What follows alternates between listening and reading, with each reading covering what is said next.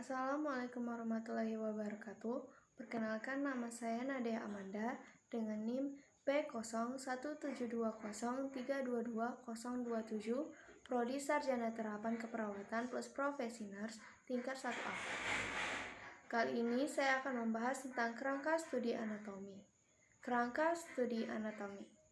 Apa sih pengertian anatomi? Anatomi berasal dari bahasa Latin ana, berarti bagian memisahkan. Tomi memiliki artian irisan atau potongan. Jadi, anatomi adalah ilmu yang mempelajari bentuk dan susunan tubuh baik secara keseluruhan maupun bagian-bagian serta hubungan alat tubuh yang satu dengan yang lain. Perlu kita ketahui, bidang anatomi manusia dibedakan atas 3. Yang pertama, bidang sagital. Bidang sagital merupakan bidang yang membagi tubuh manusia menjadi bagian kiri dan kanan. Dalam pembagian bidang sagital, terdapat 2 macam bidang, yaitu bidang mid-sagital, membagi tubuh menjadi 2 bagian, kanan dan kiri sama besar. Sedangkan prasagital membagi tubuh menjadi 2 bagian, kanan dan kiri tidak sama besar. Yang kedua, bidang frontal atau koronal. Bidang frontal adalah salah satu bidang bagian kanan bidang sagital.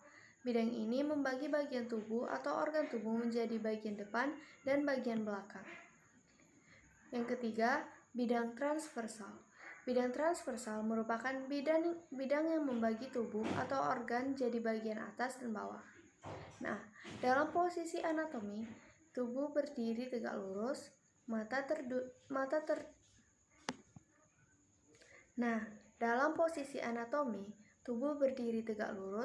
mata tertuju melihat ke depan, kaki dirapatkan, lengan di sisi tubuh, telapak tangan membuka ke depan dengan ibu jari mengarah keluar tubuh dan jari kelingking mengarah ke tubuh. Posisi anatomi tubuh manusia terbagi menjadi beberapa posisi. Di antaranya, 1. Posisi anterior. Posisi anterior merupakan bagian depan tubuh. Contohnya, hidung, perut, dada, dan lutut merupakan bagian anterior dari keseluruhan tubuh manusia dalam posisi anatomi. Yang kedua, posterior, merupakan bagian belakang tubuh. Contoh posisi posterior tubuh dalam posisi anatomi adalah punggung, betis, bokong, merupakan posterior tubuh secara keseluruhan. Yang ketiga, superior, disebut juga dengan cephalic, karnial, atau rostar, merupakan bagian yang mengarah ke depan atau bagian tertinggi tubuh. Contohnya adalah kepala, merupakan bagian superior dari leher. Yang keempat, inferior. Inferior merupakan bagian yang mengarah ke bagian bawah tubuh. Contohnya, telapak kaki merupakan inferior dari kaki keseluruhan. Yang kelima, posisi medial, merupakan setiap struktur yang terdekat dengan garis tengah imajiner tubuh dalam posisi anatomi. Contohnya, hidung merupakan bagian medial dari mata. Yang keenam, lateral. Lateral merupakan bagian mengarah ke samping atau menjauhi garis tengah imajiner tubuh dalam posisi anatomi. Posisi lateral dibedakan menjadi 2, yaitu ipsilateral, berarti terletak di sisi yang sama, dan kontralateral, terletak di sisi yang berlawanan. Contohnya, telinga merupakan bagian lateral dari mata. Yang ketujuh, proksimal, yaitu bagian tubuh yang mengacu pada bagian suatu struktur yang mendekati garis tengah imajiner tubuh.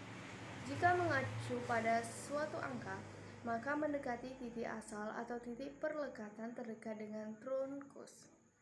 Contohnya, lutut yang merupakan bagian proksimal dari pergelangan kaki dan siku merupakan proksimal dari pergelangan tangan. Yang ke-8, distal. Bagian distal mengacu pada bagian struktur yang menjauhi titik atau perlekatan dengan trunkus. Contohnya, kaki yang merupakan bagian distal dari pergelangan kaki. Yang ke-9, superficial, merupakan bagian manapun yang dekat dengan permukaan tubuh. Contohnya, kulit merupakan bagian superficial dari objek.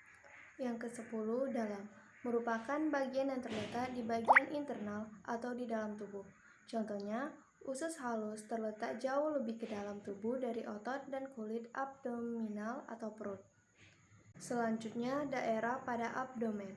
Abdomen dapat dibagi menjadi 4 kuadran, yang dimana terdiri atas kuadran kanan atas, kuadran kiri atas, kuadran kanan bawah, kuadran kiri bawah. Kemudian ada 9 regio, yaitu hipikondrium bagian kanan dan kiri, epigastrium bagian kanan dan kiri, umbilikal, hipogastrium, linguinalis bagian kiri dan kanan. Sekian yang dapat saya sampaikan, saya ucapkan terima kasih.